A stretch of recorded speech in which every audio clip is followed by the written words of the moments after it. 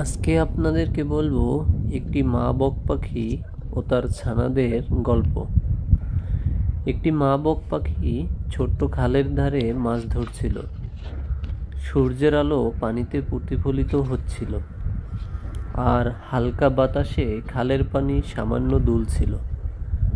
ধৈর্য ধরে বক পাখিটি পরিষ্কার পানিতে তাকিয়ে রইল। সে ছোট মাছের নড়াচড়া লক্ষ্য করছিল। কিছুক্ষণ পর হঠাৎ সে দ্রুত তার লম্বা ঠোঁটটি পানিতে ঢুকিয়ে দিল এবং একটি মাত্র চেষ্টাতেই একটি ছোট মাছ ধরে ফেলল। সে শান্তভাবে মাছটি গিলে ফেলল এবং আবারও ধৈর্য ধরে অপেক্ষা করতে লাগলো।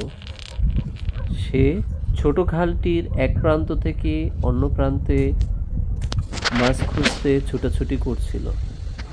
একইভাবে সে একের পর এক ৫-৬টি মাছ ধরে খেয়ে ফেলল। তবে সব মাছ সে নিজে খেলো না।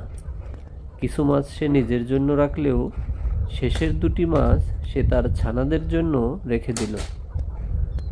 বক পাখিটি মাছ ধরা শেষ করে দুটো ছোট মাছ মুখে করে উড়ে চলল তার বাসার দিকে, যেখানে ক্ষুধার্ত ছানারা তার অপেক্ষায় ছিল।